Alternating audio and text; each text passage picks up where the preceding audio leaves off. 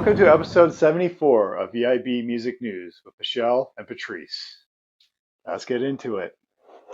Spotify paid over $11 billion to the music industry in 2025, marking a record annual payout driven by significant growth in artist earnings and independent label revenue, according to a Forbes report citing the company's loud and clear data. Independent artists secured $5 billion of this total, while the number of artists earning over $10,000 has nearly tripled since 2017. Wow, that's pretty cool. That's Dude, it is actually kind of cool to see this. It's kind of cool to see money going back out to the artists, more money going back out. Well, what I read about this article too is the money doesn't go right to the artist; it goes to the record label and their distributor or whatever that's involved, right? It goes to them, and then they divvy it up, right? So it's going through multiple hands before it actually gets to the artist. And I think maybe that's where a lot of people are getting pissed off and saying, "Oh, Spotify's not paying that much," but maybe the record labels and all these other places are taking more than they should be before it gets to the artist. And that is fair, because you don't really see what their fees are. That's the thing, right? Just in the end here that the artist only made this much off of how many streams this year. And I also think too, if it went directly to the artist, they would get the full amount. Oh, absolutely. You know, but are they able to do that about how the industry works? So the industry works to make it to have all these companies that are involved, where it's not directly just the artist. No. No. And I think that's kind of a shame, because you see stuff like this paying out billions and billions of dollars to artists, but they're not getting the full amount. I get that, but the music company is entitled to some music as well, or some money as well, seeing that they're the ones who are recording and producing these albums with the artists. You know, like they've put in some of their time and effort too, so they definitely, but what is the fee that they're taking? That's the thing, right? Yes. How much are they taking? How greedy are they? Absolutely. You know, so we just wanted to post this just because of all the shit that Spotify has been getting in the last. They take a lot of negativity. Yeah, there's a lot of negative posts. So I wanted to post this, or we wanted to put this out there for people to see. Like, absolutely, there's a lot of money going back to the artist. It's just a matter of the middle people, where it stops along the way. Yeah. So could you consider like labels as big music, just like big pharma? I guess in a way so you could like now. Universal, I guess you could like now. It's only like what, 4 companies now, I think, that absolutely own everything. You got your big much. Music. That's kind of your hurdle right now. So Cone from Sum 41 will be DJing at the Bond Event Center in Oshawa. It'll be on Friday, March 20th.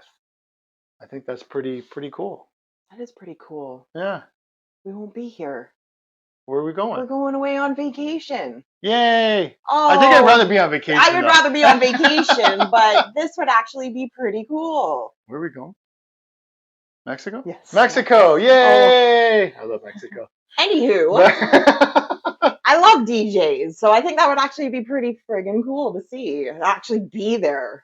And kind of like his style of music as well, too. Yeah. It's not like your techno and dance music. It's going to be alternative rock or metal, whatever it is that he plays. Absolutely. And I love a good party with like alternative music. Yeah? Yes. That was like, what was it, that place? The Phoenix in Toronto. Phoenix in Toronto. My God. Oof. The best times I've ever had. Saturday night. Yeah. It was live from air, 102.1. It was fantastic. Alternative music. Yeah. And like, you could party to that. It was good. And I found the crowd was really awesome too. Absolutely. Like you could party, bump into somebody, nobody cares. Yep, you bumped into somebody and they were like, "So sorry, man, so sorry." Yeah. You're like, "No, and I'm sorry." Keep rocking out. Yep, yeah, for I love sure. That. I miss that. I know. I feel like when I see this, that's like those are the type of things I think of. Mm-hmm. So that's why I'm like, oh, I'm sad I'm going to miss it. Yeah, it would be really fun. It would be cool. The Bond Event Center is an incredible place. Absolutely. They put on some great stuff already. And yeah. Damn it. Yeah, that's okay. We'll catch the next one. I'm sure if it does well, they'll probably have him back. I would like to think that he'll be back. Yeah, and just like the event that we went to is Alan Cross. Yes. When he was there. He came back, but unfortunately we missed it because I would have loved to have went back and seen it again. Absolutely. Could highly recommend that, guys. It is great. Canadian treasure. Yes. Alan Cross right there. Okay, so next, Queen has retired from major touring with Anita Dobson, the wife of the guitarist Brian May, citing the band's advancing age as the reason. Following significant health challenges, including a 2024 stroke, the band will likely limit future performances to one-off shows rather than full world tours. Wow. And that's kind of like what we're going to talk about on our episode of 74 about if bands are kind of at the end of their career, do they go to residency? Absolutely. For stuff like this, where you've had a stroke, you've had a lot of health issues. Absolutely. You want to be going around the world? You have people come to you now. Yeah, exactly. I think that's a great way to look. They come to you instead of you going to them. That's a good way of looking at that. Absolutely. Yeah, good point. Like, honestly, I would love to see Queen, but wasn't born at the right time to have really enjoyed their shows. But with Freddie Mercury, obviously. Absolutely. But even still, like, if they took up a residency in Vegas and I was there, I would definitely go and see them. Would you go to Vegas just to see them? Or if you're there, you would see them? That's a tough question, actually. I think for myself, if Freddie Mercury, 100%. I think if he was alive and he was singing with them, I'd be there just to see them. Yeah. And kind of Vegas is the background. I don't know. I feel like if I went to Vegas, like, I feel like I'd want a couple residencies. I'd want to see a couple of them, like. It's going to be a busy trip if we go to Vegas. Apparently. We're going to see the Backstreet Boys, Def Leppard, Queen. Right. Who else is going to be there at the time? I believe Britney was there for a bit. Britney bitch. Okay. Kiss bassist Gene Simmons reiterated his long-standing view that hip-hop and rap do not belong in the Rock and Roll Hall of Fame, classifying the genre as spoken word art rather than rock. Speaking on Legends and Leaders podcast, he questioned the conclusion of rappers while noting that rock giants like Iron Maiden remain uninducted.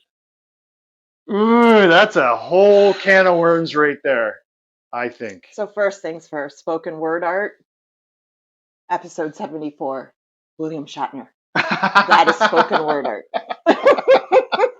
And I think we're going to talk about him doing a cover of Rocket Man, I think. Yes. Yeah, yes. Something like that. Wow. Okay. But I feel this is, I would, I would like to think that as he's saying these things, that this is just his opinion, because music's music. When it comes down to it, 100% they all interchange. They all have helped. Each genre has helped the other become what they are. That's a very good point. I like that. And you look at with hip hop and rock with Aerosmith and Run DMC when they did that song. That is an amazing collaboration, and that opened the door for so much more of hip hop and even rock. They both help. Absolutely. You're right, and I think that's a great point that they did help each other, both genres, bring it out more to more mainstream and to more people. Like, as much as I hate to say it, Jay-Z and Linkin Park. Incredible. Yeah, incredible. You're right. They're two different genres that came together and just killed it in an amazing collaboration. Like, I understand it's called the Rock and Roll Hall of Fame, but when it comes down to it, it's about music. It's not about the genre rock and roll. Should they maybe relabel it as a music hall of fame, maybe? I think. Because the Rock and Roll Hall of Fame, you're right. It limits it, as Gene Simmons really talks about, it's rock and roll, but it's not just rock and roll. This just comes down to people taking everything too literally again. Oh, okay. All right. Like, why do you have to change the name? Why can't people just look at it as a music hall of fame just because it's labeled that? Right? And I feel just why? Because he's a rock and roll star that only him and his friends are allowed to be in there? No, that's not right. It's for everybody. Absolutely. Maybe they should come up and present it that way then. Like, put it out there as it's all music, not just rock and roll. Absolutely. But I do feel that a lot of people there is a lot of musicians that have put that out there. But then you have musicians that don't feel that take way. It literally. Yes. Yeah, I think I said that right. Literally. Questionable. Let's just keep going. But I do want to get back to on episode 73 with Junior Jammer Tom Sursis. He was talking about the Mario Brothers theme. Absolutely. And we said, why wouldn't that be inducted into the Rock and Roll Hall of Fame? Because that is a classic. It's a classic. I don't know anyone that doesn't know that theme. Absolutely. And is it a great work of art? I think so. I think it is a fantastic work of art. Because I hear that song and all I want to do is play Mario Brothers. That's fair. I You do. know, Yes. and not saying Yep. that Yep. makes it, That doesn't make it great. it doesn't but... make it great, but I think sheer volume makes it great. That's fair. You That's know, fair. you hear that, you know exactly what it's for. Yeah. And I think that's what makes a classic song. And it's an amazing piece of art. So, but I mean, discussion for another day. Absolutely. And we'll let you carry on. Okay, so next, the Air Jordan 4 Pink Thunder. A new addition to the popular Thunder series is slated for a holiday 2026 release with a retail price of $220 USD. This woman's exclusive sneaker features a matte black nubuck upper with vibrant rust pink accents, set to release on October 31st, 2026. Ooh, are you getting a pair? Well, I'm kind of staring at you because I would really like a pair. I can't guarantee that I'm going to get a pair, so but Halloween, I don't know. Those are going to be tough to get, especially if they're an exclusive release. And actually looking at the Thunder series myself, these ones definitely stand out from all the previous releases. So they do look really cool. They're fucking awesome, guys, but they're gonna be tough to get. I am gonna try to find a pair though, and if I do get a pair, you guarantee I'm gonna kick them up on the table here so you guys can nice. see them. Or you could just put them on the table. You don't have to actually put your whole foot up there. Just saying, it could be a possibility. You never know. We'll see how I'm feeling that day. I think I like the whole fact of you trying to put your foot on the table. Let's do that. We'll see how I'm feeling that day. Okay? All right. Okay. We'll see. We'll see if you can get a pair. I hope you do. I hope I do too. I just more want to see you try to put your foot on the table. Margate-based music venue, Where Else, faces closure by the end of January 2026 due to severe financial pressures following a licensing error, prompting a £40,000 co-funding program to secure its future. The program aims to cover debts, restructuring their business model to ensure long-term viability in grassroots venue. I almost got with the whole thing. I kind of got tongue twisted there a bit. Myself, not even the notes or whatever we're reading. It's not even that. I just got tongue twisted. Anyway, we'll move on. I just like to be too honest sometimes. I see this. But that was a great article about the grassroots venues in UK.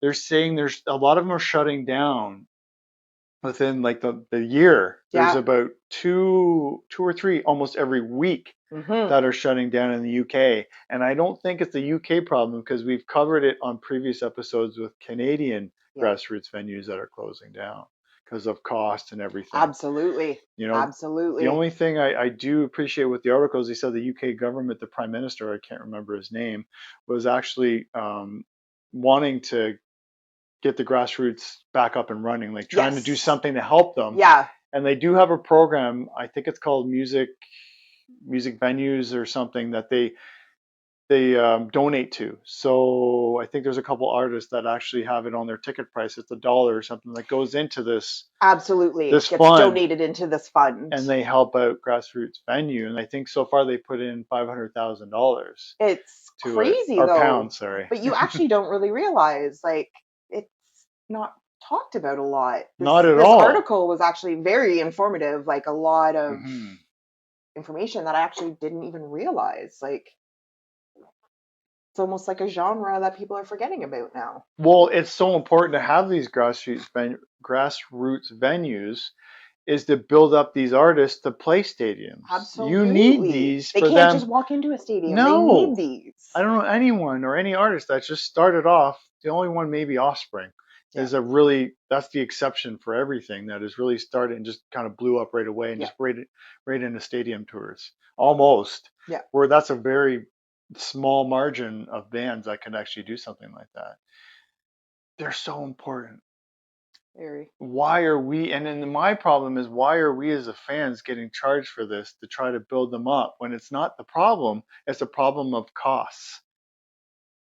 That's the biggest issue. We're not solving the problem. We're just going around it. Yeah.